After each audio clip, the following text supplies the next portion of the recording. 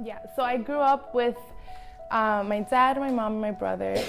We didn't grow up Christian. My dad was a heavy drinker and smoker, but he always cared about his family, but it was just that he was an alcoholic. So when I was 10, my dad actually had a heart attack, and the doctors gave him a 1% chance of actually living. So he is a miracle that he's alive, because he goes to the doctor and there's no sign of ever there being a heart attack.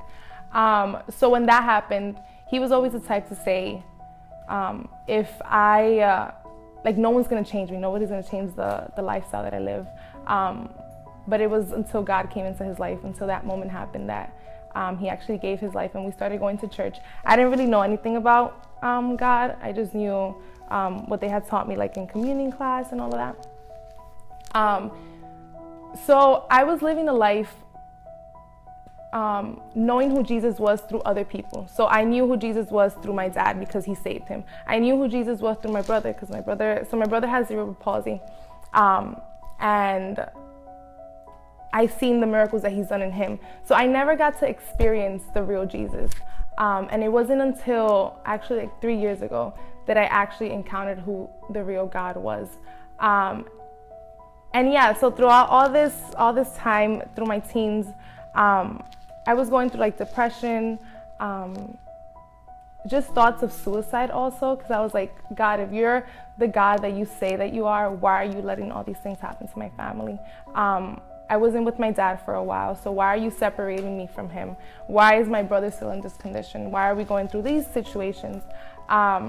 So you hear who God is in the altar, and you raise your hands and everything, but when you go home, it's a different story. So 3 years ago, it was when I was in my sophomore year of college, and I was just tired of everything. I was tired of what people were saying about who God was, because I wasn't seeing it. I was tired of that perception of God, and not knowing who the real Jesus was. So I came to this point where I was like, you know what, I don't want to live for God anymore. I just want to give it all up. And it was my last final. I was doing horrible in school, by the way. I had a 1.8 GPA. I was ending my freshman year. I had a 1.8, and I was like, I don't even know what I'm going to do in my life. I don't know what I'm doing here. So I was like, I just want to quit school. I went to the library, and I just opened my laptop, and I was searching through YouTube, and this preaching came on. And when I say God spoke to me, God spoke to me. I've never seen that side of God in my life. And the video was it was written for me. So in that video, she says, who are you making plans outside of my will? And I was like, wow, God, I know that you're speaking to me right now. She's like, wherever you are, God is telling you, that's where you're supposed to be. You were created for this time.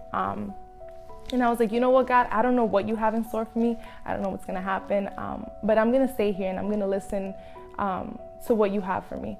So I stood in that school. I actually met some people in InterVarsity Christian Club, and I went to this retreat, and it was God kept on speaking to me through people, and I was like, oh my God, God, you really do love me. And it's crazy, because the type of love that God gives is like no other in this world. His love is unconditional, meaning the world can do stuff to you, you can do things, and the people are gonna be like, okay, I don't love you anymore. But you can keep on doing things, and God is gonna keep on loving you. And it's wow, when you experience that love, it's you have to be crazy to be you know what, I don't want any part of this anymore. So yeah, I got to know who the real Jesus was, and it was through those experiences. And I'm not ashamed, I'm not embarrassed of what I went through, because it got me to the point where I am now. So that's how I know he is the way, he's the one that's guiding my steps each day. He's the truth. I know what he has promised will come to pass according to his time, and he's my life. I can't breathe without Jesus, I can't walk without Jesus, I can't talk without Jesus. Everywhere I go, I have to let people know who God is. I feel like I'm restored. I was broken for so long, and I didn't even know that I was broken. And that's the problem. When you know that you're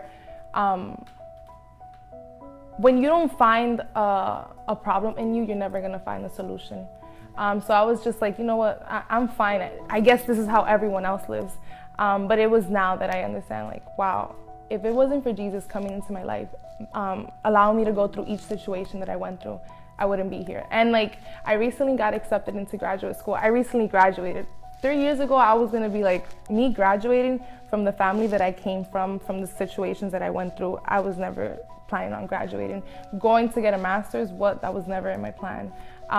So this year, I saw a post the other day and it was like, you're not exempt from trials just because you wholeheartedly love God. Like, that doesn't mean you're not gonna go through anything. So yeah, I know I'm gonna go through things, but I know God is gonna have my back through all of that. And 3 years ago, I wasn't able to say that. So yeah.